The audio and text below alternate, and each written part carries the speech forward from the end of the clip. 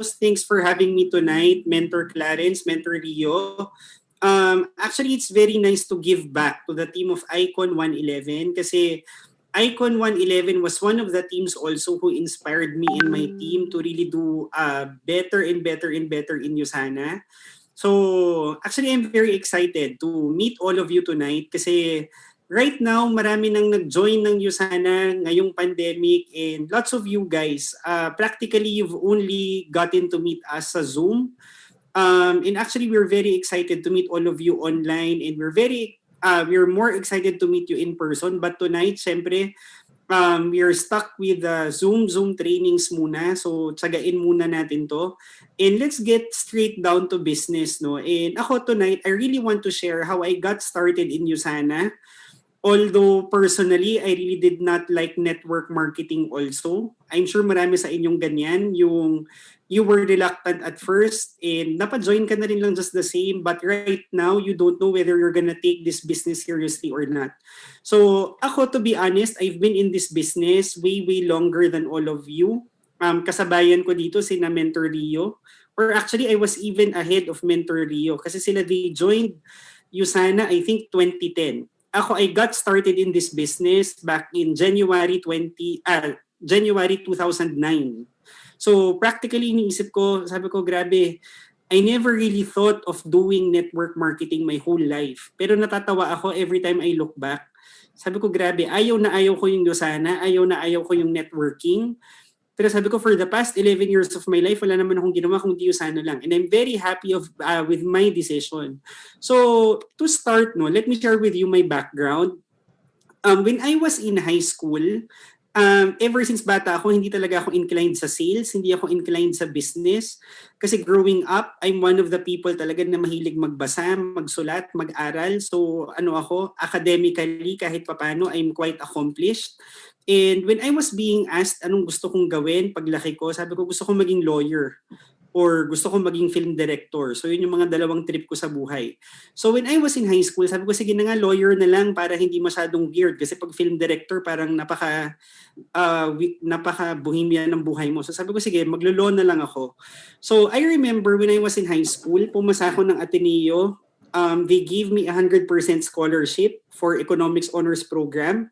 And when I told my mom about it, na-disappoint siya. Medyo parang napikon siya sa akin. Sabi niya, ba't ka pa mag-economics honor? Sabi niya, mag-nursing ka na lang. Kapag nurse ka, madali daw maging American citizen. Tapos malaki daw yung sweldo abroad. So I was part of the generation na parang buong sambayanan nag-nursing yata. So even mga doctors during my time, even mga engineers, they took up nursing as a second course makapag-US lang. So ako, I had the same landing after high school. Bagsakan ko, I went to UST Nursing, batch 2008 ako graduate. And around the time when we were about to graduate, we were so disappointed nung classmates ko kasi kumalat yung news na nag-recession daw yung US during our time. And overnight, they decided not to hire foreign nurses anymore. So sabi ko, patay, I never really thought of working as a nurse here kasi super baba ng pay. Pero sabi ko, alangan namang tumunganga ako while waiting for a visa kasi abutin na daw kami ng 9 years to get a working visa to the States. So sabi ko, alangan naman magantay ako ng 9 years, walang ginagawa. So right after I graduated from UST, I tried applying for a nursing job sa St. Luke's BGC. So when I told them I'm a UST grad, immediately naman pinag-exam ako. In that same day, they gave me a job offer. They offered me something like 6,000 pesos a month. And sabi ko, totoo ba to? 6,000 pesos a month? Sabi ko, UST grad ako And the reason I declined the offer, I actually live in Quezon City. And yung in-applyan ko was in BGC. So I was computing. Sabi ko, grabe, 300 pesos a day. Yung pamasahe ko going back and forth was already 250 pesos. So sabi ko, pambihira, I'm not willing to work for 300 pesos a day tapos ang inineto ko 50 pesos lang. So hindi ako nag-work kaagad right after college. And then one day, I was offered to do Usana. And wala naman akong ginagawa, although parang networking siya. Sabi ko, sige na nga, wala naman mawawala if I listen to it. So I listened to what the products were all about, what the company was all about. And kahit papano, okay naman ako doon sa concept. But when they were asking me to join the business, immediately I said no. Sabi ko, number one, I really don't see myself selling vitamins for a living. Ayoko talaga yung kumakausap ng tao. Napakamahiyain kong tao growing up. So sabi ko parang yung magko-convince, nasali kayo sa business ko, bili kayo ng vitamin sa akin. Sabi ko, masipag naman ako kung masipag, pero that's really not something that I want to do. And secondly, when I got invited to Usana, wala naman akong kapera-pera. So I remember yung pera ko when Usana was presented to me was 50 pesos lang. So in the end, I told my friends, sabi ko, wag mo nang sayangin yung oras mo. I'm really not interested to do your business. Nagkataon lang 11 years ago, before natapos yung presentation, the person who presented Usana to me, tinanong lang niya ako, hindi ko siya kakilala, siya yung nag-mentor dun sa nag-present sa akin. Sabi niya, ikaw ba Ryan, personally, do you actually see yourself working for the rest of your life? And I was only 21 years old that time when I encountered the question. And to be honest, it really puzzled me. Kasi never ko naman inisip yan, anong gagawin ko for the rest of my life. Pero when I was 21, nung tinanong ako noon, doon ako napaisip, parang, oo nga, mag-work ba talaga ako forever? And immediately, I felt parang hindi. Kasi sabi ko, 3 years nga lang of OJT work. Sabi ko, OJT work pa lang yun, na burnout na ako. Sabi ko, how much more yung mag-work from age 21 to 65? And I'm sure you can relate, no? If you're listening to me right now, you've been working for 5 years, 10 years. Imagine having to do that from age 21 to 65. I'm sure hindi mo rin kakayanin. So immediately, sinagot ko 11 years ago, sabi ko, probably not. And then he asked me, parang in-entrap niya ako. Sabi niya, Ryan, if you don't plan to work for the rest of your life, what do you plan to do? And doon din ako napaisip on the spot, parang oo nga, what do I plan to do kung hindi nga ako mag-work forever? Then I told him, sabi ko siguro nga po, at some point, magbe-business din pag nakaipon. And then he asked me, sige nga Ryan, what sort of business do you plan to get into? And although wala akong idea, I remember telling him, sabi ko siguro I could get into Jollibee or real estate. And then, medyo na-offend ako sa kausap ko, pinagtawanan niya ako, hindi naman kami close. Sabi niya, pambihira ka pala, may pa real estate, Jollibee ka pa. Sabi niya, come on Ryan, kung wala kang lakas ng loob, negosyo for 40,000 pesos, mas lalong wala kang lakas ng loob mag-business for millions of pesos. And ako, I got his point naman. May point naman talaga siya. But what really got me to consider Usana, although initially I really hated the idea, was the last thing he told me, which really made sense to me. Para talaga siyang slap on the face. Sabi niya, you know what Ryan, kung mag-business ka naman din pala at some point in your life, why do you have to wait till you're 50, till you're 60? Sabi niya, kung business naman din pala ang end game mo, why don't you start while you're young? Sabi niya, hindi ba maganda na while you're only 21, matuto kang magsalita, matuto kang kumausap ng tao, magbenta, humawak ng sarili mong negosyo? Unlike most Filipinos daw, kung kailan 50 years old na, 60 years old na, kung kailan tumanda, tsaka pasusubok mag-business. Sabi niya, don't be like that. Sabi niya, it's wiser na mag-business ka while you're 21. And sabi niya, mas wiser naman siguro mag-Usana ka kaysa mag-nursing daw ako para magkano lang. And doon ako na bullseye. So, although wala akong pera, para-paraan, I joined Usana with my business partner din before, si Mentor Raj. And ito rin, no, for all the new people, para wala rin kayong false expectation na when you join Usana, next week, millionaire na kayo. Ito, I'll totally be honest with all of you tonight, no.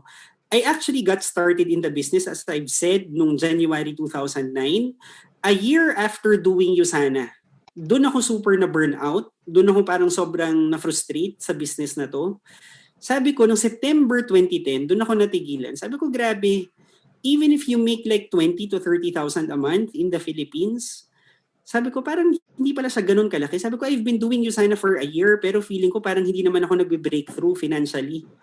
And nung 2010, 10 years ago, doon ako sobrang napaisip. Sabi ko, grabe, kahit 20 mil, 30 mil, hindi ka pa rin pala mayaman sa Pilipinas. Ako kasi when I was in college, my mom used to give me like 6,000 pesos a month. Yung 6,000 pesos a month ko nung college, nakakapag-Starbucks pa ako, nakakapag-fine dining pa kami ng classmates ko. So when I was young, I really had this idea. Sabi ko, grabe no, pag kumita ako ng 20,000, 30,000 a month, sabi ko, ang yaman-yaman ko na siguro.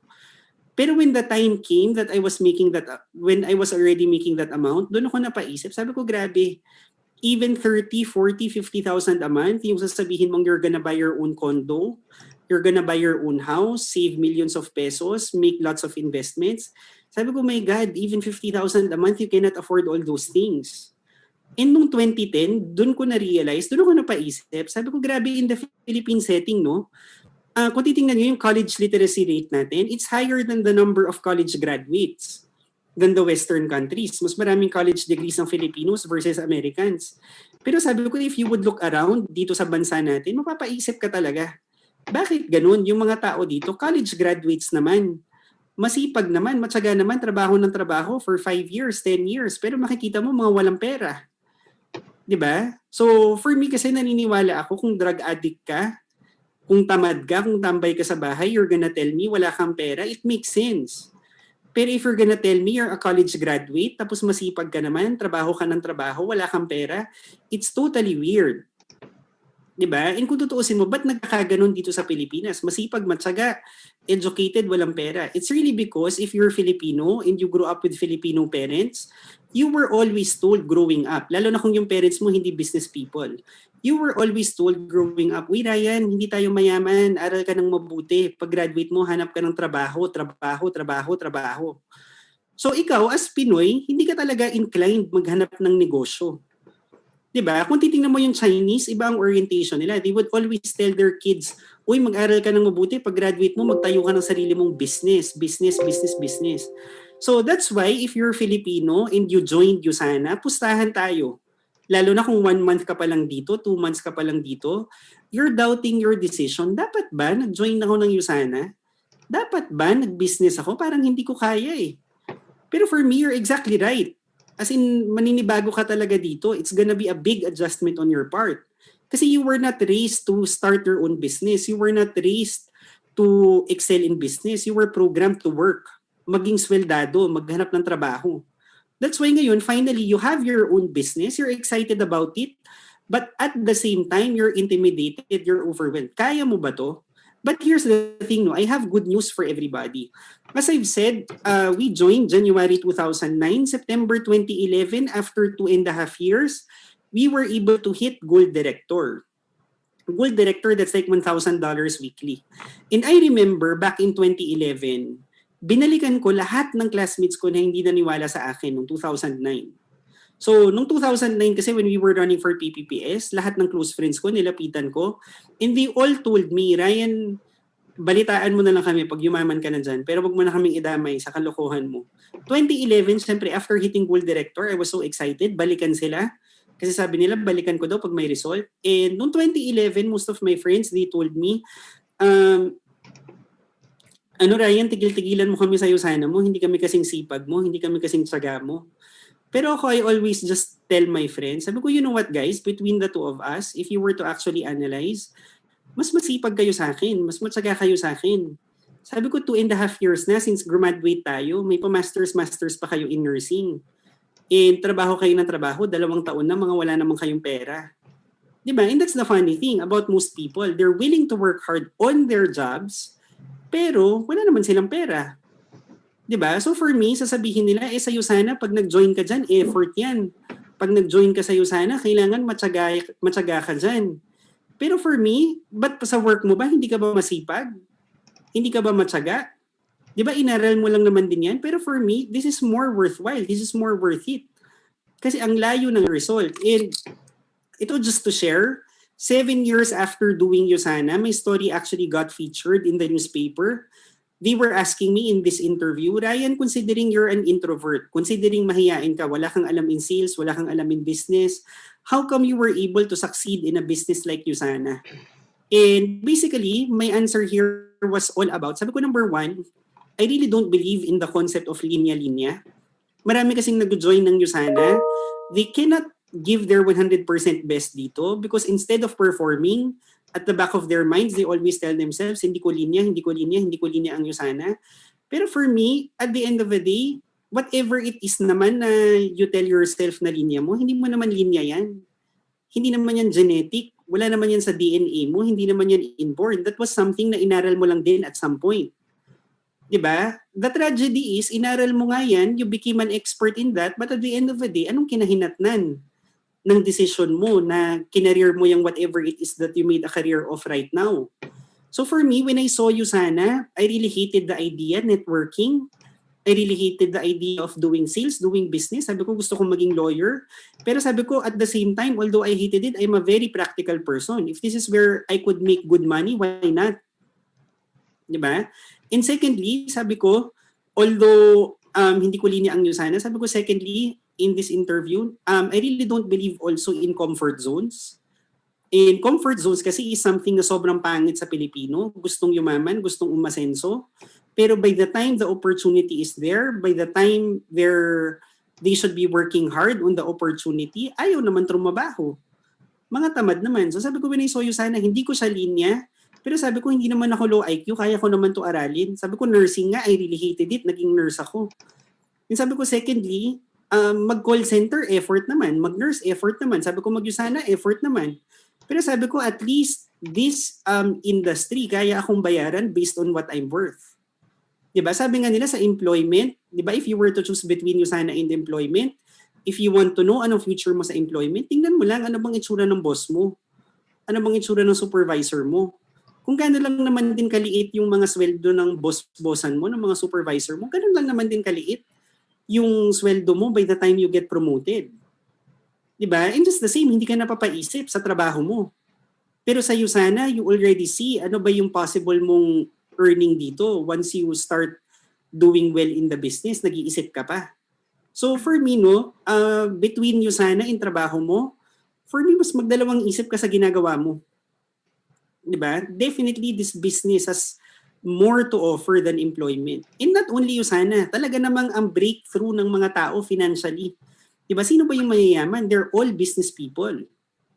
Diba? So right now, I understand, probably you're somebody who's new, hindi mo masyadong gamay itong USANA, pero trust me, lahat to naaaral. Lahat to ipupush mo lang, aaralin mo lang, magigets at magigets mo rin siya. And just to show no, yung ano ba yung long term in this business, ito, 11 years after being in USANA, I started together with my business partner, wala kaming kaalam-alam, we were introverts, hindi kami marunong magsalita. Pero ito, umaabot naman siya ng parang almost 1 million every 3 weeks. Diba? So sabi ko, the last time I had a reunion with my college friends from UST, Christmas last year. Sabi ko, 10 years out of college. Siyempre, kwentuhan, house life, housework. And most of my classmates, most of them, they're working as charge nurses. Charge nurses. So meaning to say, sa isang ward, sila yung pinaka-senior nurse. Sabi ko, kapag charge nurse ka dito sa Philippines, how much ang average salary? Sabi nila mga ano, Ryan, 30 to 35,000. And doon ako sobrang napaisip. Sabi ko, my God, 30 to 35,000. That's just like 400,000, 450,000 per year. Sabi ko, 450,000 per year, pwede yan kitain ng isang linggo sa USANA. And sabi ko, grabe no, itong mga Pilipino talaga, masipag kung masipag pero hindi nag-iisip. And it was Mentor Edward who said in one training, when I was starting in USANA na hindi pa ganun kalaki yung earnings namin, sabi niya, if you join network marketing, kahit hindi ka pa kumikita ng malaki, actually panalo ka na compared sa mga tao sa labas for 2 reasons. Sabi niya, number 1, it's because yung mga tao sa labas masipag matyaga but they're not aware. They're not aware. Talagang trabaho ng trabaho, walang pupuntahan.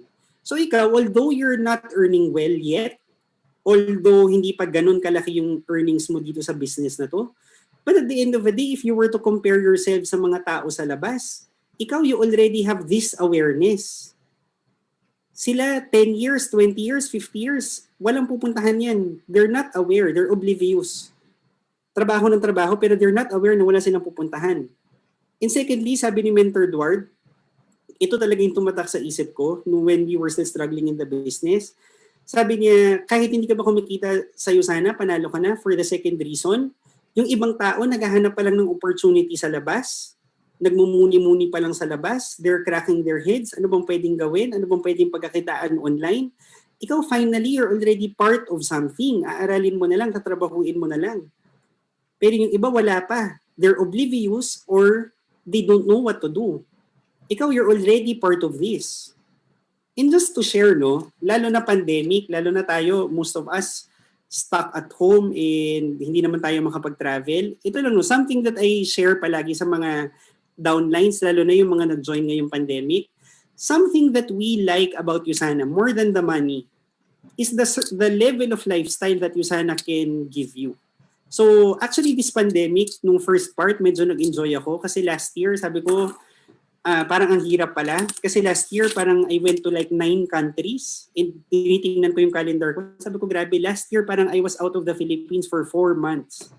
And one of the travels early last year, USANA travel to we were sent to Bali, Indonesia. And actually, hindi mo siya nakakabaliw kasi most Filipinos, they get to go to Bali. Pero ito, less than 24 hours, pagbalik namin ng Bali, my teammates and I, we went to Boracay. Parang incentive trip namin for the team. Sabi ko, grabe itong negosyong to. No? Wala kang ginawa kung hindi mag-travel na mag-travel. And another thing na I really get to enjoy, sabi ko, even places that we did not think of going to, wala naman to sa bucket list namin, we ended up being able to visit. So, ano tong country na to? Last year, USANA sponsored a travel to Cape Town, South Africa. When we first heard, sabi namin, of all places, ba't naman Africa? Ano bang makikita dyan sa Africa? So, kami, nung team ko, we were not excited to go there. Pero after going to Africa, doon kami sobrang nabaliw. Kasi ako, personally, I've been to Europe, I've been to the States several times. Pero sabi ko, parang mas maganda pa tong Africa kaysa US.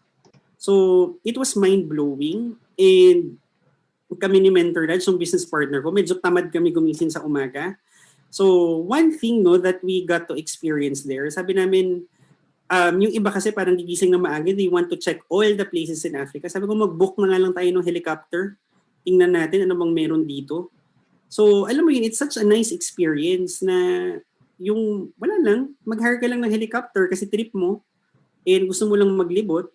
And sabi ko, these were things na I never thought I'd be able to afford. I never thought I'd be able to experience. Because originally, I set out to work in a hospital. Diba? So sabi ko, because of USANA, because of network marketing, I was able to experience these things.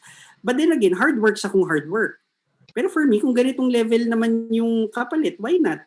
And another thing that I really like about this business in the long run, when we get to travel, nasanay na din lang kaming mag-business class. And sabi ko, grabe, no? Who would have thought na magbabayad ka, plane ticket, parang 180,000 round trip. Pero sabi ko, if this is the way to enjoy travel, why not? And sabi ko, it's, till now, no, we're still amazed with the level of lifestyle that we get to enjoy because of this business.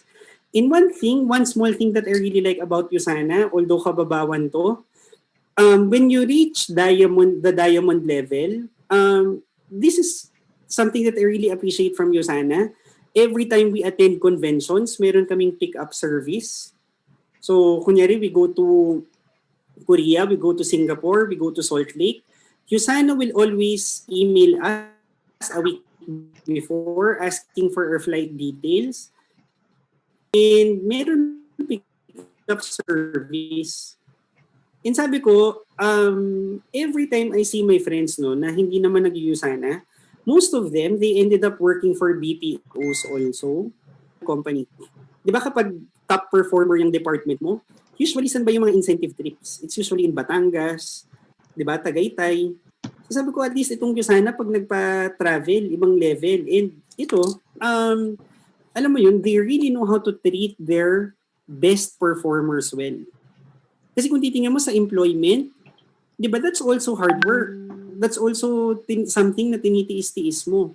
Pero kung titingnan mo, di ba, what do you get from performing so well? What do you get for doing your job correctly, perfectly? What do you get for going the extra mile? Wala naman, certificate lang. Ma-promote ka man ngayon, magkano?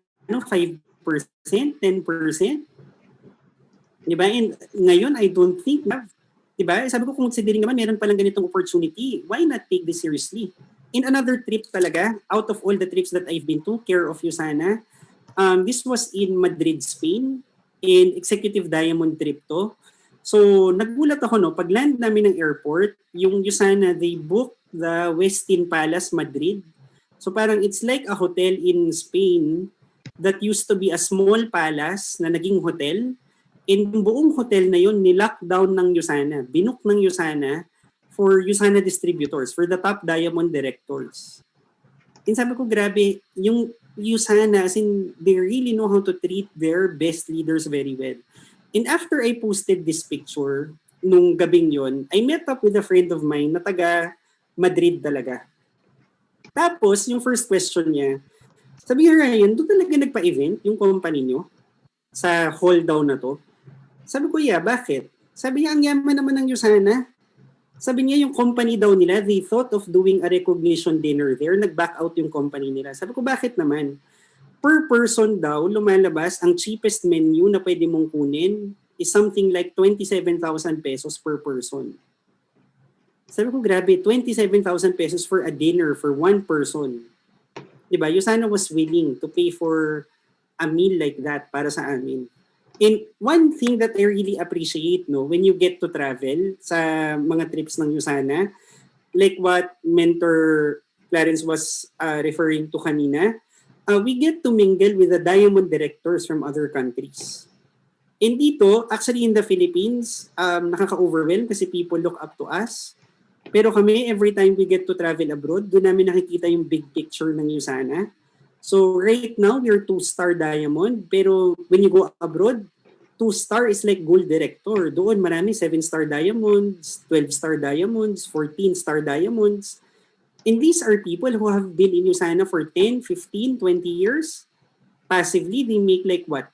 Passive income, 3 million, 4 million, even I think 8 million pesos a month.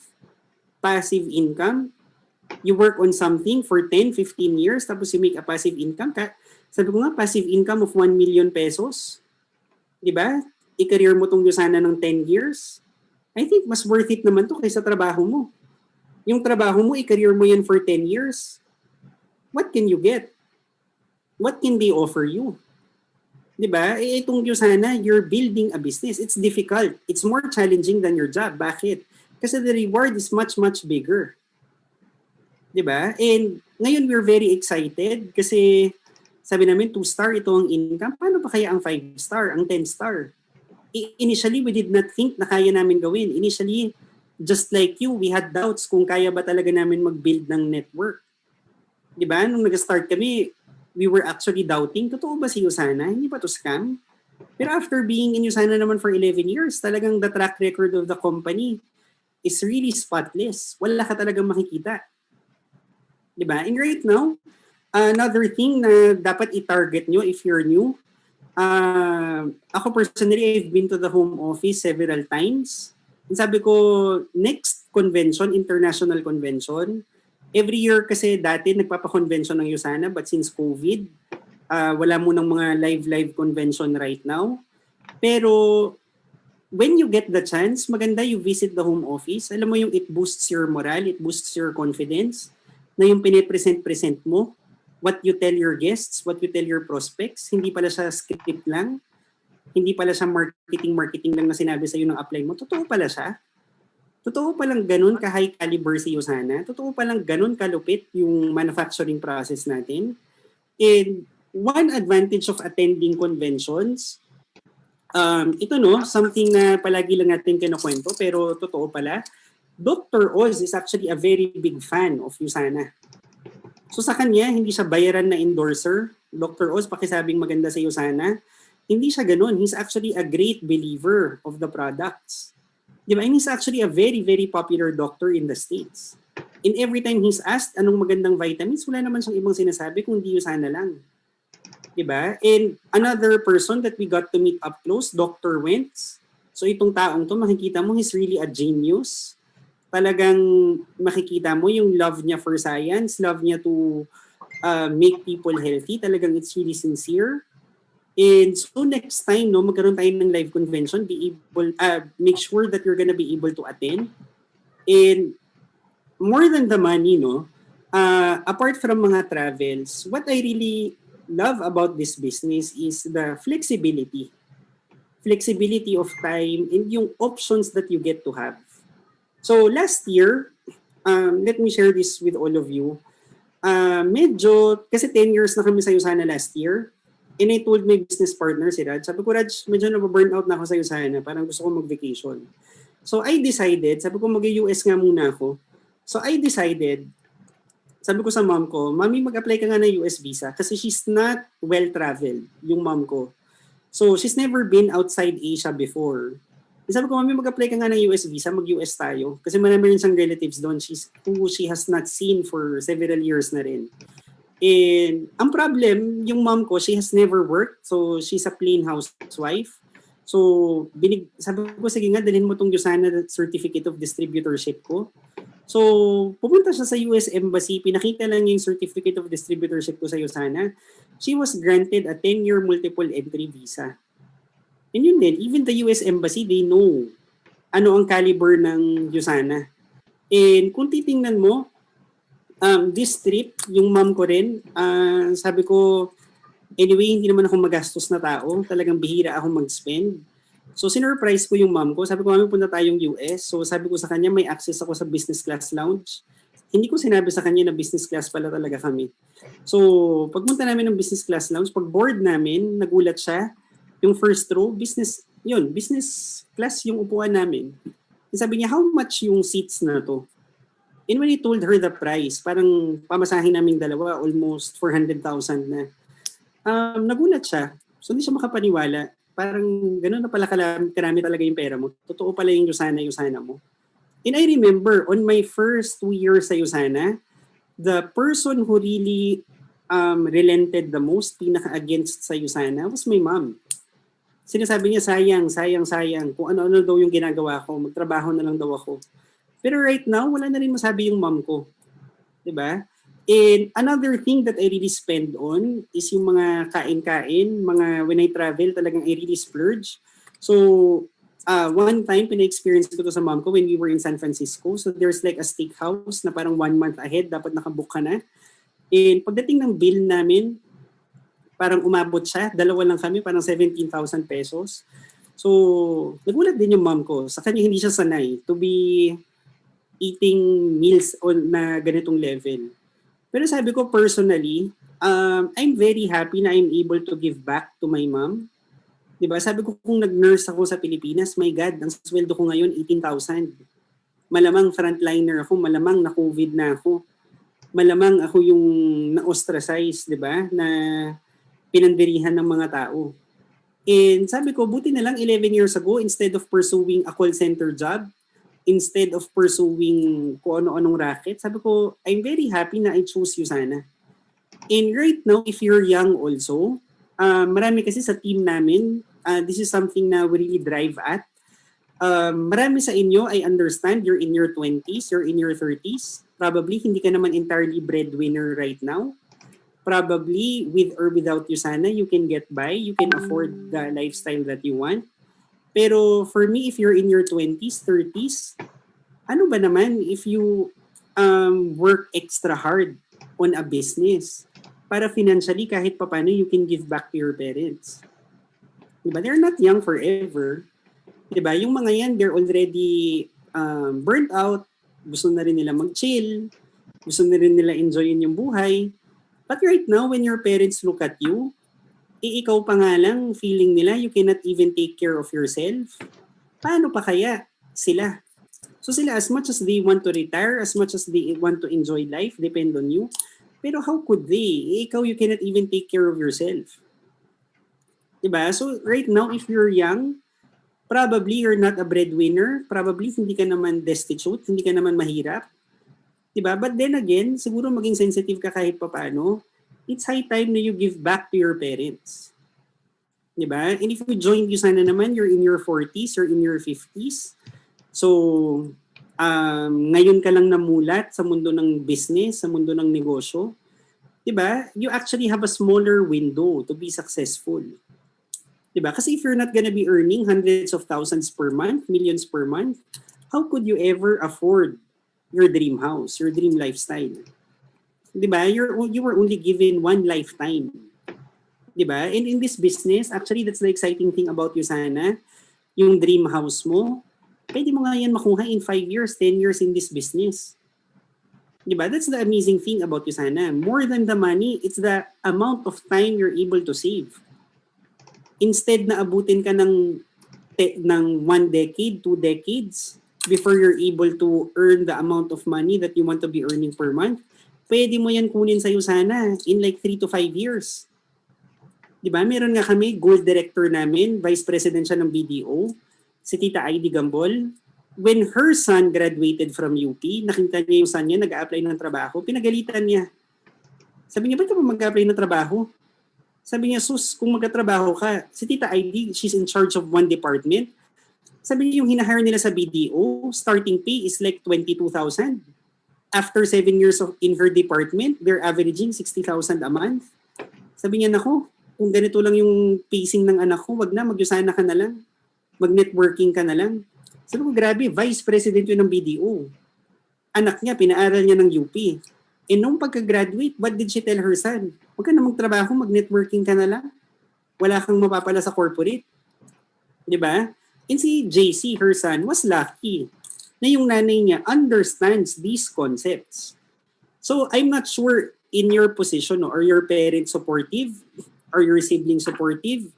Is your wife, is your girlfriend supportive? I'm not entirely sure. But apparently, people who really understand the main deal of this business, talagang they really appreciate what Yusana has to give. Ang layo with what corporate can give you.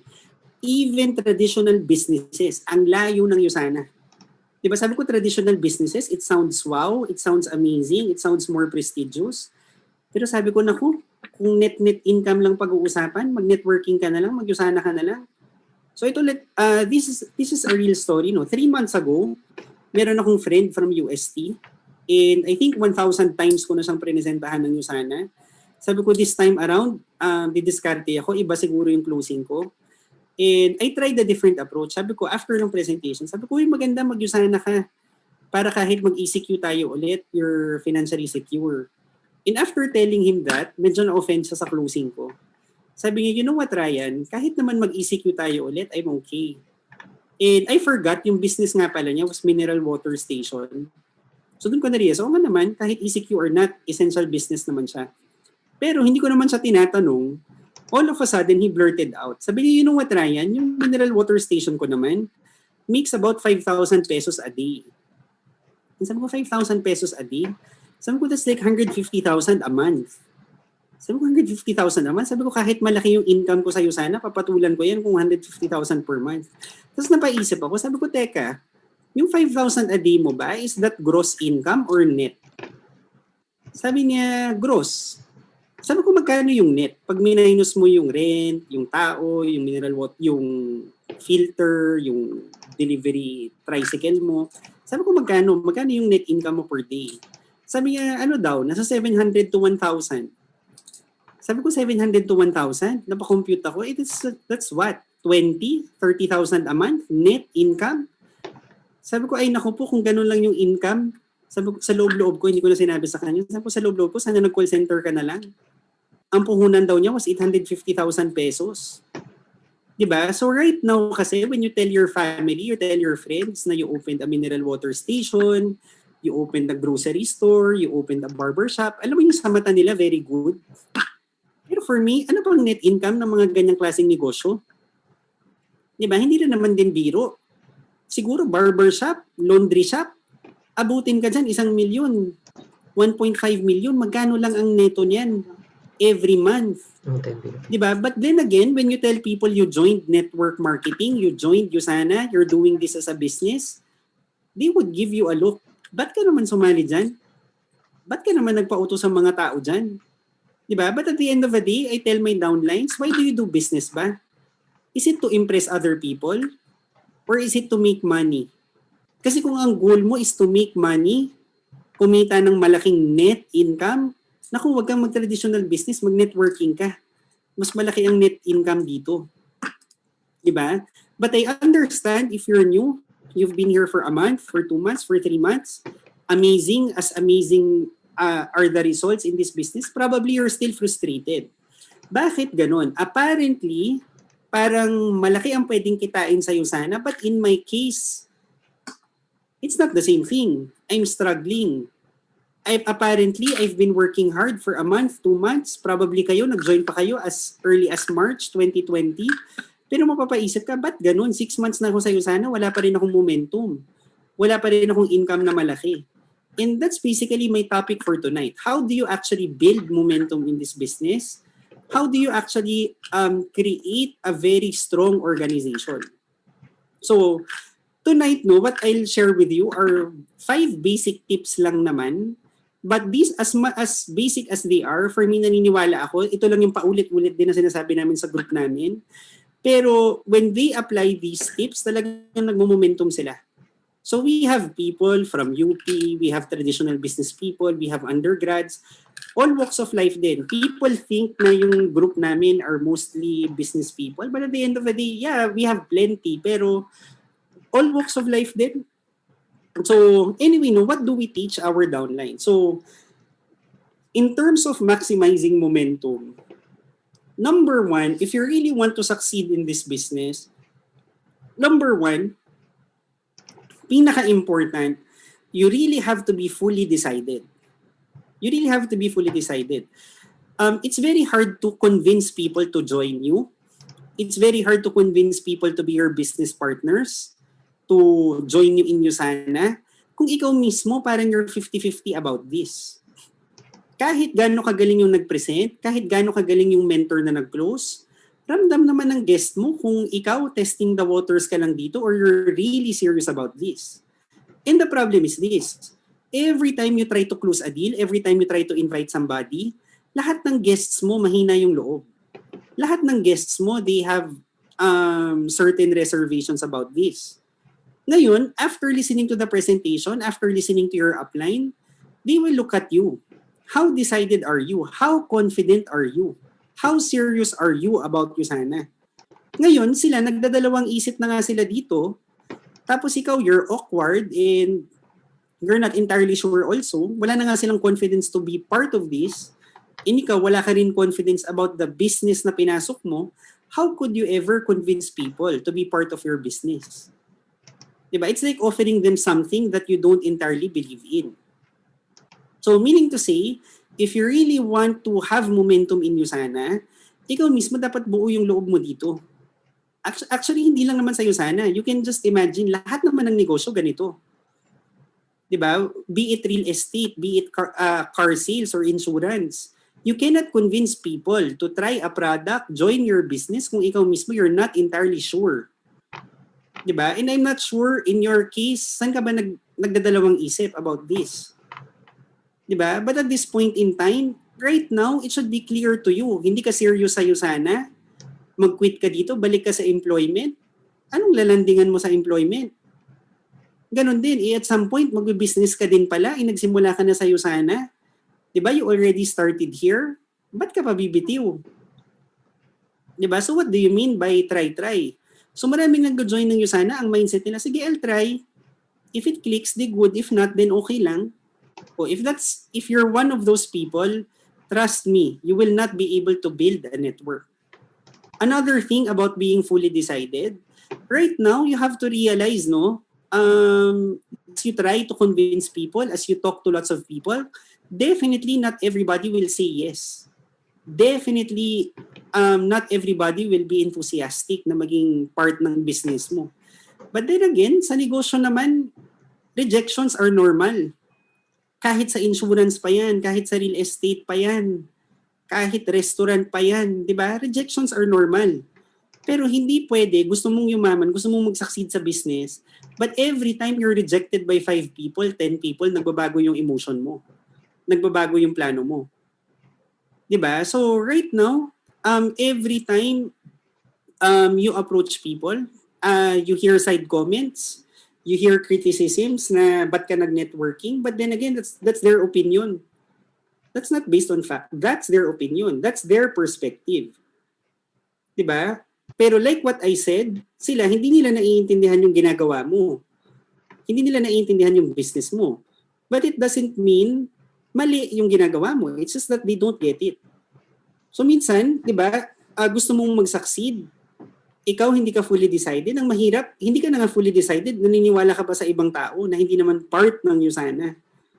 So I remember, I think this was 4 months ago, I had a friend, college friend ko pa to. I was so happy kasi parang sabi ko, after like 100 years, naniwala to sa akin sa USANA.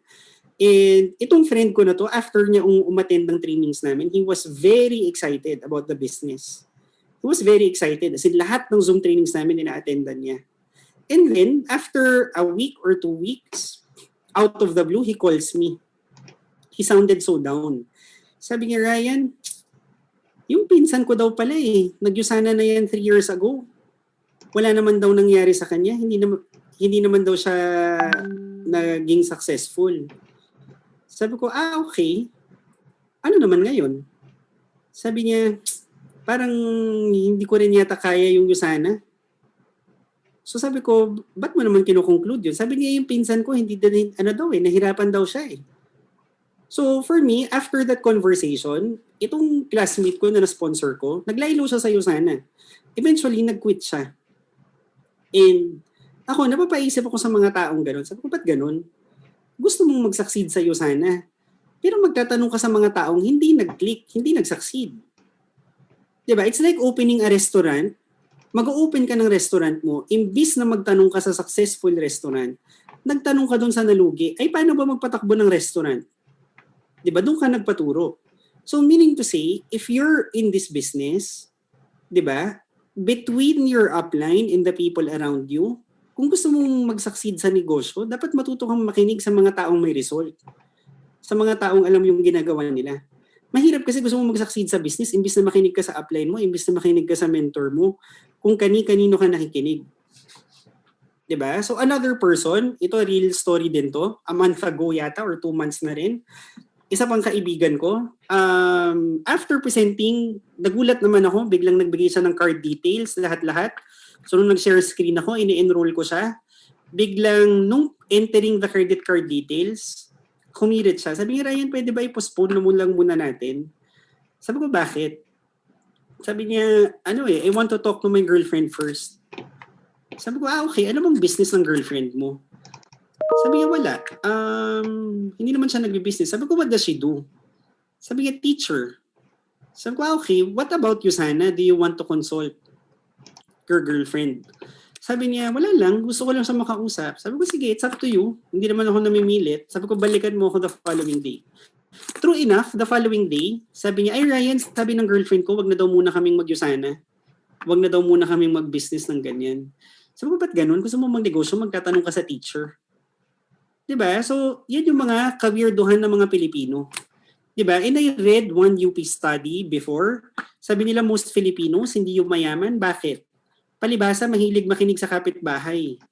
Mahilig makinig sa ate, sa kuya, sa kamag-anak. Ang problema, yung mga pinapakinggan niya, hindi naman mga negosyante. Diba? And true enough, sabi nga nila, when you listen to other people's opinion, you buy into their lifestyle.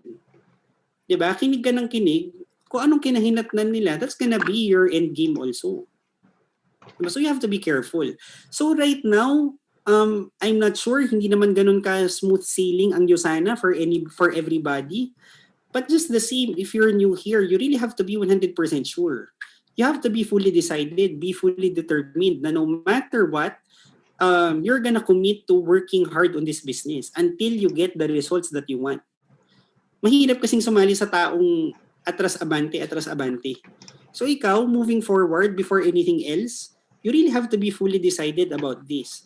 Secondly, you really have to be teachable. You have to be teachable. And when I say teachable, this is something also that we make clear sa lahat ng downlines namin. I don't care kung before Yusana nag-MBA ka. I don't care if you're a manager. We don't care also kung matalino kang tao or even before Yusana, baka mas mayaman ka pa sa amin. We don't care. In Yusana, pagdating mo dito, ikaw yung bago. You need to listen. Diba? And I would never forget, one training I attended in Yusana before. This was, I think, wala pa akong 6 months. So it was a training given by, I think, a pastor. Sabi ko, ang galing pastor yung magsasalita, tapos Yusana training. And I would never forget something he said that day. Sabi niya, most Filipinos, they don't succeed in life because they always think they're right. Most don't succeed in life because they think they're right. Pero sabi niya, if you think you're right, but you're not rich, then you're wrong. If you think you're right, pero hindi ka naman mayaman, then you're not right, you're wrong. Kasi sabi niya, you cannot be right and poor at the same time. Di ba magaling ka pala eh, matalino ka pala eh. Ang hirap mo, hindi ka pala nakikinig eh, di dapat ang yaman mo na. Di ba? Pero sabi niya, ano ba naman, di ba, yung magpaka-humble ka and makinig ka sa mga tao. Ano ba naman kung magpaka-humble ka at attendan mo nga yung mga trainings na kailangan mo. Di ba? In this business, yun yung exciting thing. Hindi ka magaling magbenta, may mga training dito ng product training, selling training. You don't know how to invite people, umattend ka ng how to invite people. You don't know anything about leadership, maraming trainings dito about leadership. You don't know how to present, maraming trainings on how to present. So what do you mean by hindi mo kaya? Kung hindi mo kaya, di you attend trainings. Di ba? Ganun din yun. Sabihin mo, mag-quit ka sa Usana, you're gonna start another business. It's the same thing. Aaralin mo din yung business na sisimulan mo. Be it a salon, be it 7-Eleven, eatery, aaralin mo din yan. So inyo sana ang maganda nga dito, hindi ka na magta-trial and error. Hindi ka na magbabayad ng mga seminars. Basically, everything they're being spoon-fed to you week after week after week. Diba? So for me, no, if you're new, kung kaya mong umattend ng 2, 3, 4 Zoom trainings a day, lalo na if full-time ka naman na dito or unluckily na walang ka ng trabaho, diba ano ba naman kung magbabad ka dito, hindi absorb mo lahat ASAP? Diba? And dito, I really specified na you have to be proactive. So, not all trainings, they're specifically designed for you. So, probably you attend a training, but whatever your issue is about this business, hindi naman entirely ma-address. For me, you ask questions. The best leaders we have in our group, and the best leaders in Usana, what we notice, these are people na marunong lumapit, marunong magpaturo. Diba? So, kung ang problem mo, you don't know how to invite people, yung topic kanina, product training, ano ba naman if you call your sponsor, uy mentor, meron bang training on how to invite? Hindi pa rin ako marunong eh. I tried inviting 10 people, wala talagang gusto. Diba? Meron bang training that I could attend? Mentor, I don't know how to sell my products. Meron ba tayong training on selling products? Diba that's a better attitude? Rather than every time na lang nahihirapan ka sa business, iisipin mo, mag-quit na ako. Diba? That's not an attitude of somebody na nagnenegosyo. Diba? Wala namang nagnegosyo in real life. You open a restaurant, sabihin natin, sumugal ka, 5 million, open kang restaurant. First day mo, walang masyadong tao. You don't tell yourself on the first day, oh my God, walang kumain sa restaurant ko, isasara ko na to. Diba? That's not how you're gonna do it. 5 million yung ininvest mo. But in Usana, that's how most new distributors operate. Mahirapan lang ng konti, quit na. In traditional business, it doesn't work that way. Diba? Dito, ang maganda, whatever it is that you're problematic about, whatever it is na hindi mo naintindihan, marami kang coaches and mentors willing to teach you and guide you in the business. Diba? And some of the very best trainers in Usana are from your team, Icon 111.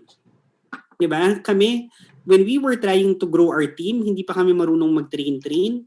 Kanino ba kami nagpapatrain? Sa mga uplines nyo lang naman. Diba? And you're very lucky. Hindi na nga kayo hihingi pa from an outsider. Kami kinakapalan lang namin yung mukha namin before. Diba? So, might as well maximize nyo na. So, that's tip number 2. So, 1, you have to be fully decided. But even if you're fully decided, hindi mo pa rin alam anong gagawin mo dito. So, tip number 2 is you have to be teachable. Tip number 3, if you want to succeed in network marketing, you have to take this tip very, very seriously. And I think this is something na reason din bakit yung team namin bumilis. We always tell our downlines, kung magpo-prospect ka na rin lang, kung mag-build ka na rin lang ng team mo, you have to build your dream team. I did not say build your team. I said build your dream team. Marami kasi, lalo na pag bago sa Usana, pag wala pang result, what's the mentality kung bago ka? Kapag bago ka, ang tendency, you would always want to invite people of less or of equal accomplishment compared to you. People less successful than you or people lang na kasing level mo lang. Bakit? Kasi if these people reject you, so what? wala ka rin namang narating, magka-level lang naman tayo, hindi masakit. If you're new to network marketing, you would not dare invite people na mas accomplished sa'yo, people na mas well-connected sa'yo, people na mas malaki ang clout sa'yo. Bakit? Because you tell yourself, wala pa akong result eh. Hindi ko naman mako-convince ang mga yan even if I invite them. So ngayon, if you run for PPPS, if you run for rank advancement, what's the tendency? You're gonna invite friends mo na tambay, you're gonna invite your friends na wala lang, walang magawa sa buhay. Ang tendency if you're new, oo, yung tropa ko, maghapon lang yan nasa bahay. Sige, invitein ko yan. Yung tita ko, oo. Wala din yan ginawa, nasa bahay lang yan maghapon. Tandaan mo, when you're building a network, when you're building a group in network marketing, you're building a group of business partners. Why do you want to attract people na tambay? Why do you want to attract people na less talented than you? Less connected than you? If you're gonna attract business partners, you want to attract business partners na mas magaling sa'yo. Mas maraming resources sa'yo. Diba? And ako what I noticed after being in USANA for a decade na rin naman, diba? If you invite 20 people, 30 people, 50 people na tamad, walang ambition, walang drive, even if you give the best presentation you can give, even if ipa-close mo pa yan kay Mentor Duarte, kay Mentor Osang, kay Apsrio, lazy people would always give the same answer sa dulo. They would always tell you, maganda yan eh. Kaya lang, effort yan. Maganda yan eh. Kaya lang, busy ako ngayon sa bahay. Dami kong ginagawa. 'Di ba? Maganda yan, kaya lang pag-isipan ko muna I'm not so sure. 'Di ba? Pero for me, personally, having been in the business for a decade, I really don't believe in walang pera. 'Di ba? Marami namang ako personally wala naman akong pera when I joined USANA. 'Di ba? I really don't believe in walang time. Vice President ng bangko nandito.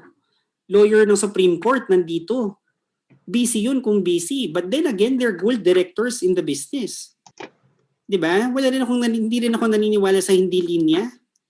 Pag-isipan ko muna, hindi ko linya 'yan. Bakit? Marami namang nag-join sa USANA nang hindi nila linya 'to Nag-diamond naman. Nag-MDC naman. I really don't believe in walang time, walang pera, walang hindi linya. Naniniwala ako, meron mga taong tamad. 'Di ba? And the funny thing is, every time you present USANA to lazy people, they would give you a lame excuse. But in reality, sa totoo lang, sila yung may kailangan ng extra income. Wala ka nang pera, nagdalawang isip ka pa kung kailangan mo ng extra income. Hindi na nga enough yung kinikita mo every month. Teka ka pa about business. It's so weird. 'Di ba? Yung guest mo nagdalawang isip pa about extra income, kahus na nga siya every month. So it's weird. So for me, if you want to build a good network, if you want to build your network fast, if you want to build a strong network, you should invite a specific set of people. And what do I mean by specific set? If you want to be big in this business, you should invite 3 people only. Number 1, you should invite the highly ambitious, the highly driven, and the highly accomplished people. Ambitious people, driven people, highly accomplished people. Highly ambitious. 'Di ba? Kasi these people, kahit busy yan, busy ako eh. Pero sige, sayang pagkakakitaan. Sige na nga. Naku, hindi ko linya yan eh. Pero sige na nga, sa work eh. Wala rin namang pupuntahan. Sige na nga, gawin ko yan. 'Di ba? Wala akong pera eh. Pero sige na nga, kailangan talaga sumugal eh. Kailangan talaga mag-business at some point. Sige na nga, gawa ng paraan. And that explains why ikaw, probably busy ka rin naman, hindi mo naman linya to, wala ka rin pera din siguro. Pero ginawan mo ng paraan. Bakit? Because you fall into one of the categories. It's either you're highly accomplished, you're highly driven, you're highly ambitious. Hindi mo exactly linya to, hindi mo exactly gamay yung pinasok mo, but just the same, deep inside, you've always been praying and wishing, wala na bang opportunity? Ganito na lang ba? Wala bang pwedeng maging breakthrough dyan? And that's why, since hindi ka tamad, when you saw Usana, although you were not entirely sure about it, you took the chance. And now you're pushing yourself. Diba? So, for me, if you're gonna invite people in Usana, iwas-iwasan mo na yung mga taong tamad. Yung mga taong walang pangarap. Ngayon, this would also explain probably, mentor, ba't ganun? I have like 5 downlines. I have like 10 downlines. It's very hard to rank advance. Hindi ko ma-push-push yung grupo ko. And for me, I always tell my downlines, ano bang caliber, ano bang kalibre ng mga pinapayin mo? Baka mamaya kasi sa sobrang galing mo mag-present, kahit yung tamad, na-convince mo na. Diba? Kahit yung teka-teka, na-convince mo na. O ngayon, the problem, when you invite lazy people, diba? Minotivate mo na lahat-lahat, tinuruan mo na lahat-lahat, instead of just working on the business, they would just give you a lazy excuse. Bakit busy? Bakit hindi kaya? So for me, if you want to build a good team, a formidable team, you should invite high caliber people. Not necessarily mayaman, pero basically taong may pangarap. Diba? And just to share, 11 years ago, this was during the first convention of Usana. I think this was 1-year anniversary na yata. So sabi sa amin ng apply namin, Ryan, Raj, dalhin nyo yung buong grupo nyo sa convention. And after a year, when we brought our whole team to the convention, 3 tao lang naman yung pumunta. And doon kami napaisip talaga, 1 year na tayo dito, tatatlo lang yung downlines natin. But you know what happens if you keep pushing, if you keep improving, and talagang you really try your best to attract the right people. Last year, nagkaroon ng convention sa Singapore. And when we go to Singapore, KKB yun, sabi lang namin sa group namin, tara, punta tayo Singapore, attend tayo yung Usana convention. How many people went to Singapore with us? Umabot siya ng 137. 137. And sabi namin, when we were starting in Usana, hindi namin alam saan ba kami pupulot ng downline, saan ba nakakahanap ng matinong business partner. But after like 10 years naman, basta tuloy-tuloy ka lang, mahanap mo sila. Diba? And right now, we're very happy. Bakit? Ito lang no, just to share, magmula nung nag-start yung lockdown, marami dyan, actually they just joined during quarantine. And right now, they're already gold directors. And just to specify no, and make an example out of, so one person na sobrang bilib na bilib kami, itong si Angelo Lahora, he's actually a medical technologist working in California. So he was invited by, ito si Nina Gregorio. So believer to nung nag-start yung year. In 8 months, he was able to hit Ruby. And one of the persons na in-invite niya, March 2020, was si Angelo Lahora. And itong si Angelo, when I first met him online, yun pala, full-time employee siya in California. And sabi ko, galing naman, if you're a medtech in California, parehas lang yan kasi ng nursing, so medyo gamay ko. Ang sweldo niya every month, nasa $5,000-$6,000 a month. So that's like $250,000 to $300,000 a month. When he was invited by Nina, nag-pay in siya on the spot. And he was very excited. Sabi ko, pambihira, itong taong to kumikita na ng $250,000, $300,000. Pero nung inoferan ng business, nag-join naman. Bakit? Si Angelo, sabi niya last year, actually wala pa pala siyang 1 year sa States. Kakapunta lang niya sa US last year. Last year, before he went to the US, ang pinaka-dream daw niya was to be able to go to the States kasi sobrang baba daw ng bayad ng mga medtech dito. But now that he's in the US, ang dream daw niya makauwi ng Pilipinas. Sobrang nade-depress na daw siya sa US. So right now, sabi niya, he's making a good salary. Akala niya dati ang $5,000 a month, $6,000 a month, malaki. Pero nung na-realize niya magkano ang cost of living in California, minus pa yung papadala niya sa Pilipinas, parang wala na daw natitira sa kanya. And so when he was offered a business by Nina, grinab niya. And in less than 6 months, Angelo was able to hit gold director. Diba? And this person, ito yung sinasabi kong taong may pangarap. Another person, ito na sobrang nabibilib kami, si Attorney J.R. Andres, he has his own law firm. He's actually based in Bulacan. And yung partner niya, si Camille, actually owns a coffee shop, a milk tea shop, mga kung ano-anong businesses. Nung nag-lockdown, they were invited during the ECQ. So they had reservations kasi networking, parang hindi nila, parang they're not sure kung gusto nilang pumasok sa ganitong business. But eventually, sabi nila, sayang, they try natin. In less than 4 months, they were able to hit Gold Director. And right now, they're already on their 12th executive Gold Director run. Diba? And itong si Attorney JR, actually may pera naman to. Itong partner niya, kahit papano, kumikita-kita rin naman to sa negosyo niya. Pero makikita mo, itong dalawang mag-asawang to, sobrang busy nila and sobrang successful naman sila sa mga careers nila. Pero nung nakakita sila ng magandang opportunity, kinareer pa rin nila. Diba? In another person, itong si Renzo Sabido, ako hindi ko to kilala. Baliw na baliw yung mga downlines ko when he joined USANA kasi wala naman ako alam sa basketball. Mas mahilig akong mag-tennis. So, when Renzo joined, baliw na baliw sila. May PBA player daw, nag-join sa team namin. So, Renzo joined USANA April 2020. Pagdating ng June, April, May, June, 3 months or 4 months yata, Renzo already hit Gold Director. And si Renzo, actually, he was already having so much fun sa business. Ang problema lang right now, nag-resume daw yung PBA. And even pala yung mga practice nila, specified dun under contract, hindi niya mahindian. Pero sabi niya, grabe, mas malaki na yung kinita niya sa USANA kaysa PBA contract niya. And kung titingnan mo, itong si Renzo, ano rin naman to, he's actually well off.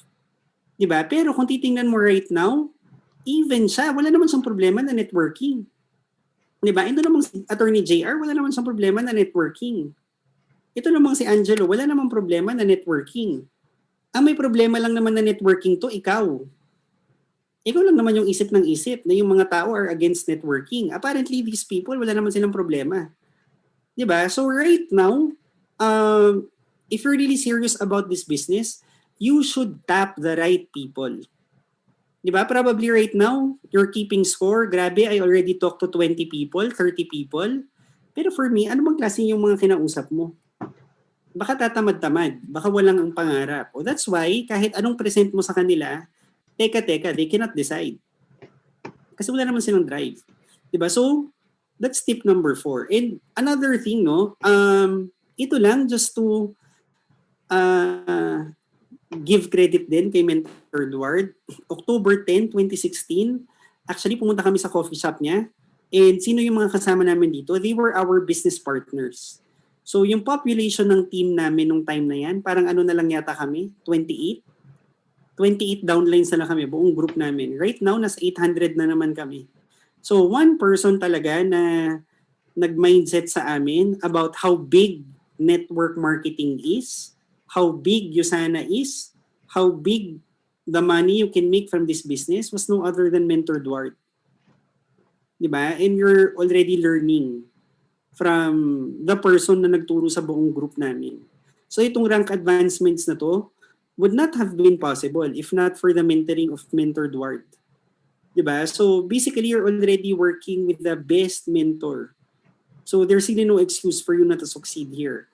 In tip number 4, if you want to grow your business in USANA, number 4, you have to lead your group. You have to be a leader. Hindi ka pwedeng downline mindset dito. Ngayon, if you're new, sabihin natin 1 month ka pa lang, 2 months ka pa lang, this is something that turns off new people. Talaga, I have to handle people. I have to manage people. In my work nga, hindi naman ako leader, hindi naman ako supervisor. Before USANA, I've never dealt with people before. I've never handled people before. Naku, sa USANA, mag-handle pala ng group, ayoko na. I'm not sure kung gusto ko yan. But here's the thing. Leadership is not only required in USANA, it's also required in the workplace kung gusto mong ma-promote. Diba? Sabihin mo, ayaw mo mag-lead ng tao, edi asa ka pa na mapopromote ka to manager. Asa ka pa na mapopromote ka to supervisor. Because apparently, the people who get promoted also in the workplace are the people who have leadership. Diba? So in USANA, it's no surprise also. The people who make good money here are the people who have strong leadership qualities. 'Di ba? And kung titingnan mo, even in the workplace naman, sino mo kumikita ng malaki? Yun yung mga taong maraming hinahawakan. Yun yung mga taong may pinakamaraming responsibilities. So in USANA, it's the same thing. The busier you are, the more responsibilities you have, the more people under you, the more people you're handling, the bigger income you're gonna make. But here's the thing, mentor, hindi naman ako leader. Actually, I'm not good when it comes to handling people. I have good news for you. Diba? Leadership is not inborn. Leadership is something that you develop. It just so happened, siguro yung iba, they grew up with parents na alam mo yung as they were growing up, binola-bola sila. Sinali sila sa church organization, sinali sila sa kung ano-anong workshop. And so, there were kids na paglaki nila, ang taas ng self-confidence, ang taas ng exposure sa tao. So pagdating sa school, pagdating sa workplace, pagdating sa USANA, we assume that they're natural leaders. But in reality, hindi naman. They were just developed early on. Ikaw, nagkataon siguro, kamalas-malasan mo, growing up, you were told by your parents, palagi kang pinapagalitan, palagi kang sinasaway, and you were not exposed to organizations when you were young. So, lumaki ka na wala kang exposure to any leadership role. But it doesn't mean na hindi mo siya kayang matutunan. It doesn't mean na hindi mo siya kayang i-master. Diba, inyo sana maaaral mo din lang yan. Ako, personally, I admit, I had no leadership qualities when I joined. Hindi ako marunong sa tao. But because of USANA, because of the trainings here, na-develop ko din lang naman yan. And ngayon, in USANA, on a very basic level, how do you develop your leadership? Number one, you develop your leadership through very basic attending trainings. Diba? Kasi ano ba ang very basic trait na hinahanap ng mga tao in a leader? They're looking for people who are competent. They are looking for people na kaya silang tulungan. They are looking for people na kaya silang i-guide. Ngayon, how can you guide your downlines kung ikaw mismo, you don't know the compensation plan? You don't know how to enroll online. You don't know what the products are. You don't know paano mag-PPPS. You don't know anything about the business. How can you lead people? So if you want to lead people, you should master the business. Diba? And hindi mo master yung business, good news, di umattend ka ng trainings. Then you're gonna be a source of information sa mga downlines mo.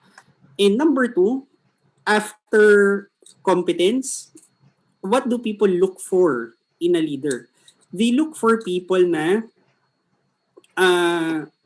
they can work with. People who serve them. People who work with them every day, day in, day out. These are people na serve sa mga tao. Diba? So when you're new, don't expect na yung downlines mo makikinig lang sa sinabi mo basta-basta. You have to win them one by one. You have to win them dahan-dahan. And how do you win people? You win people by showing them how much you care. You're sincere. You're willing to do the dirty work for them. Diba? So even on our level, diba, i-intro, grabe, si Mentor Ryan, Executive 2-star. Executive 2-star, mentor yan, blah, blah, blah, blah, blah. But the new downline, what's 2-star? What's $1 Million Club? What's mentor? Ang corny naman, mentor. Diba? So even kami, when we work with new people, hindi naman nila alam anong caliber namin. Unless makita nila how good we really are in the business. So meaning to say, before mo ma-win over yung mga downlines mo, before mo sila mapasunod, you serve them first. Diba? Be competent in the business and be willing to serve. And the rest will just come naturally. Diba? Nakita nila na you care, nakita nila you're concerned, nakita nila you're sincere, nakita nila you're stepping up. Yung downlines mo naturally mahihiya na lang sa'yo. Diba? But don't expect them to follow you day one pa lang. You have to prove yourself to your group. Diba? And lastly, if you want to make momentum talaga in the business, there's no other proven way but to rank advance. You should rank advance. I'm not talking to your mentors, sila Mentor Leo, Mentor Clarence. If you want to create momentum in your group, walang magkikreate niyan kung hindi ikaw. When I say rank advance, I did not say na mag-gold director ka next week. I did not say mag-diamond ka next month. When I say rank advance, it's as little as, it's as basic as kung believer ka ngayon, ano ba naman kung mag-builder ka next week? Pakita mo sa tatatlo mong downlines. 'Di ba? Nakaya naman palang mag $200. 'Di ba? Builder ka ngayon, ano ba naman pakita mo sa downlines mo na kaya mong mag-achiever? Or achiever ka ngayon, ano ba naman once and for all mag-push ka, mag-director ka? 'Di ba? Kasi yung downlines at the end of the day, as much as they're wowed na bibilib sila sa results ng mga tao sa iyo sana, nakakabaliw naman talaga, nakaka-excite naman talaga. But then again, when they look at you, their upline, ikaw nga upline, may one side ka na, downline mo na nga kami, hindi ka pa nag-rank advance. 'Di ba? Tatlo na nga kami sa left side mo, hindi ka pa nag-rank advance. Paano pa kami? 'Di ba? So it's your obligation to your group to rank advance.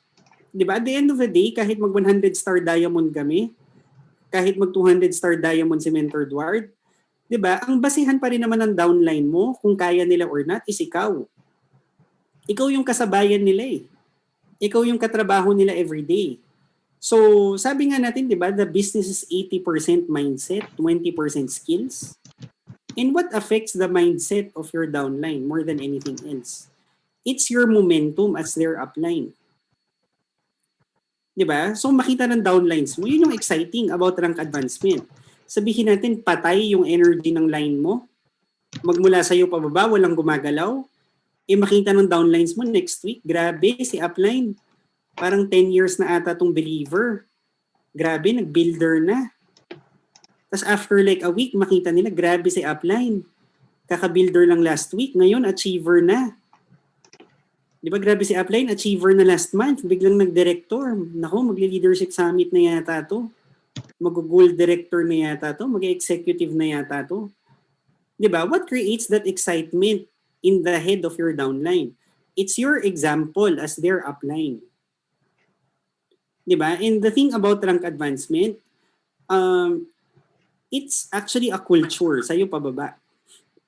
So kung ikaw as an upline, you're not rank advancing, matagal ka ng builder or achiever, or minsan director ka or silver, sabihin natin naglalaro yung income mo, $200, $300 a week. Yeah, $200, $300 a week ka, for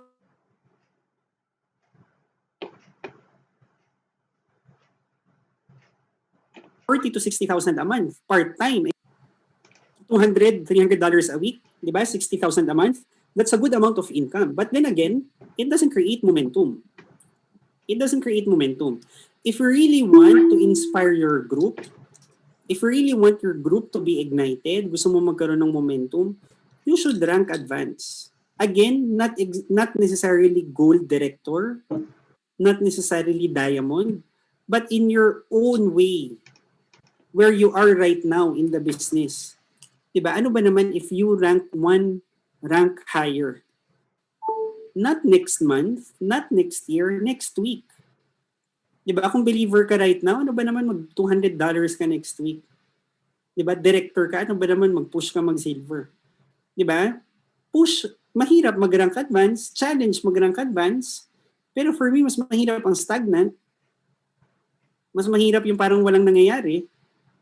Diba? And as a leader, as the upline to your whole organization, it's your obligation to show them na kaya mong gawin. Kasi once you show your downlines na kaya mong gawin, they would start to think gradually, little by little, kaya din pala nila yung business na to. And right now, why is our organization so inspired sa amin, ni Raj? Because they know the story. They know the story. Ano ba kami when we were starting in Usana? Hindi naman kami magaling magsalita. Wala naman kaming grupo. Kulelat lang naman kami sa Usana. They know the story, how we developed ourselves. That's why all our leaders, they know deep inside kung nagawa namin, kaya din nila. Ngayon, if you want the same story sa organization mo, diba? You want the same thing. You should show them the way. You should show them it's possible. And for you to create momentum in your business, there's no other way but to rank advance. All right? So that's all I have to share tonight. But let me end my training, the way I end all my trainings, no, by sharing my favorite quote of all time. And this is something na siguro 1,000 times ko nang binigkas ngayong pandemic. And the quote goes like this. Sabi sa quote, everybody pray for cake. Everybody pray for cake. But when the good Lord sends you eggs, butter, sugar, flour, and milk to bake your own cake, what people usually do, they get mad, they get frustrated, and they walk out of the kitchen. And yun, I really like sharing this quote. Bakit? Kasi maraming nag-join sa'yo sana. Once they realize, effort pala to, commitment pala to, dapat pala matyaga ka dito. And sila, they would start to think, teka ha, parang I'm not prepared for this I'm not sure ha. Diba? And for me, that's sobrang pangit na ugali ng Pilipino. Why do I say pangit? Kasi lahat naman ng Filipino, sa totoo lang, di ba, we are very prayerful. Mahilig tayong mag-wish. For the longest time, you've been praying, you've been wishing, Lord, ganito na lang ba yung buhay? Pwede bang mag-prosper? Pwede bang magkaroon ng breakthrough? Di ba? You've been praying, you've been wishing. And ako naniniwala naman ako, regardless of your religion, regardless of who you pray to, si Lord naman really wants to bless you and prosper you. Pero sabi nga nila, the way the Lord operates, hindi naman niya hihingin, ano bang QR code mo? Padalang ka na ng pera bukas. Di ba? Ano bang kotse gusto mo? Pa-deliver ko sa bahay mo. Ano bang bahay gusto mo? Patayuan kita. That's not the way the Lord operates. Di ba? Every time the Lord wants to bless you, what does He do? He sends you an opportunity. Di ba? An opportunity that could serve as your breakthrough. Apart from the opportunity, what else? He gives you the capacity to work hard. He gives you the capacity to learn new things. And at the same time, it's providential. Napunta ka dito, hindi mo alam anong gagawin mo. At the same time, the Lord also sends you people na tutulungan ka, i-guide ka. Para matutunan mo, mag-momentum ka, and maging breakthrough mo talaga to. Diba? And precisely, ako looking back, sabi ko parang ganun yung nangyari sa akin sa sana. When I graduated, wala akong masyadong opportunity. Hindi ko alam anong gagawin ko, ano bang papasukin ko. Masipag naman ako, matyaga ako, pero sabi ko, I'm not willing to work for 6,000 a month. Then came Usana. I did not know anything about this. I wasn't looking for a business. Pero sabi ko, if this is something that could be my breakthrough, ba't hindi ko aralin? Diba? So right now, all the new people here, for the longest time, you've been praying, you've been wishing, magkaroon ng breakthrough. Finally, you're already part of an opportunity. You already have an opportunity in front of you. Diba? So right now, huwag ka nang magteka-teka. You have to take this seriously. Diba? Hindi pwedeng 1 foot in, 1 foot out. The mentors basically who taught me, who guided me from scratch how to build this business are the very mentors that you have right now here in Usana. So at the end of the day, no matter how much motivation we give you, it's still up to you. Diba? Pero for me, the opportunity is here already. Give it your 100% best, i-career mo na to.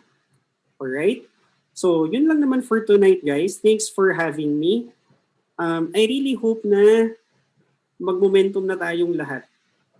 So, see you guys. Yes, grabe. Thank you, Mentor Ryan. Thank you in behalf of Team Icon, Mentor Ryan. Maraming salamat sa opportunity and wisdom na natutunan ng karamihan, even me. Madami akong natutunan and learnings, no? Kasi I'm still learning pa rin, no? Baka akala ng iba kahit na mga nagtuturo na hindi pa rin natututo. Yun yung hindi alam kasi ng kadamihan.